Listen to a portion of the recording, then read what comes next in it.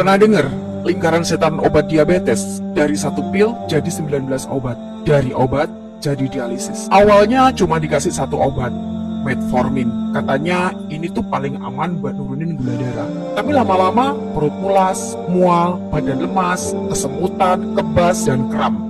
Dokter kasih tambahan omeprazol buat lambung, gabapentin buat kebas dan kram, vitamin B buat cegah kekurangannya. Tapi gula masih tinggi. Lalu datanglah obat kedua, glibenclamid. Obat untuk paksa pankreas kerja keras produksi insulin. Hasilnya gula turun, iya betul. Tapi muncul efek baru, hipoglikemia.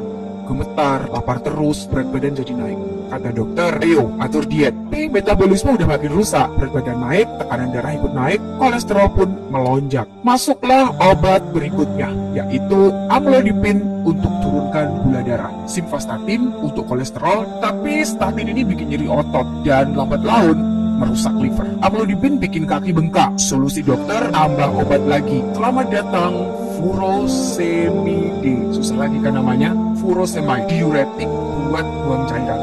Tapi furosemide ini bawa efek samping baru. Kalium keluar terlalu banyak. Pasien mulai alami gangguan irama jantung. Solusinya, ya tambah lagi kalium klorida buat ganti elektrolit dan bisoprolol buat bantu stabilkan jantung. Sementara itu, ginjal mulai kasih sinyal protes. Dokter tambah lagi losartan untuk pelindung ginjal. Dan untuk cegah komplikasi ginjal lebih parah, ditambahlah kalsium asetat. Tapi gula darah masih tidak stabil, pankreas sudah kelelahan. Akhirnya dokter angkat tangan dan bilang, sekarang waktunya mulai suntik insulin. Insulin tiap hari disuntik. Efeknya gula darah lebih stabil, tapi berat badan melonjak tajam. Ya udah, biar turun berat badannya, kamu minum Orlistat ya, obat buat penurun berat badan. Efek samping Orlistat, diare hebat. Solusinya tambah leporamid, obat anti diare. Dan ketika ginjal benar-benar menyerah, dialisis pun dimulai. Tubuh makin lemah, darah makin kental. Apotinalva diberikan buat atasin anemia. Ditambah clopidogrel, obat pengencer darah buat cegah stroke. Sampai akhirnya kamu mulai depresi. Terlalu banyak komplikasi, terlalu lelah dengan obat yang makin banyak, tapi badan makin rusak. Dokter pun kasih sertralin antidepresan. Tadinya kamu hanya minum satu obat, yaitu metformin. Tapi sekarang setiap hari kamu harus minum itu. Dulu kalau disuruh minum suplemen, aku pakai obat dokter aja, lebih aman.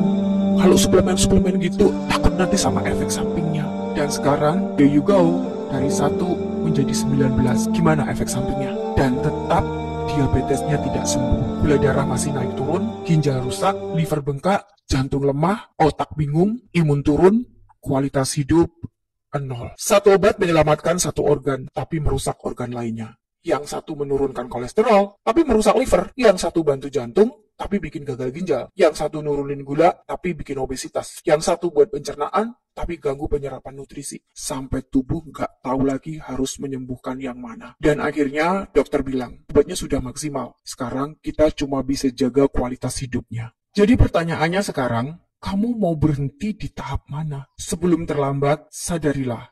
Obat itu kontrol, bukan pemulihan. Kalau hanya bergantung pada obat tanpa ubah gaya hidup, kamu sedang berjalan pelan-pelan menuju rusaknya tubuhmu sendiri. Masih ada waktu kok, masih bisa dibalik. Kalau kamu siap ubah pola makan, atur metabolisme, dan bantu tubuh pulih dari dalam. Kamu nggak harus ikut antri di ruang dialisis. Bisa kok, kalian tidak tergantung dengan obat-obatan seumur hidup. Aku banyak banget melihat bukti orang-orang yang bisa mencapai remisi, baik yang aku dampingin secara pribadi atau yang melakukannya sendiri. Kalau mereka bisa, kamu juga bisa. Share video ini jika menurut kamu bisa bermanfaat. Dakwah semampumu.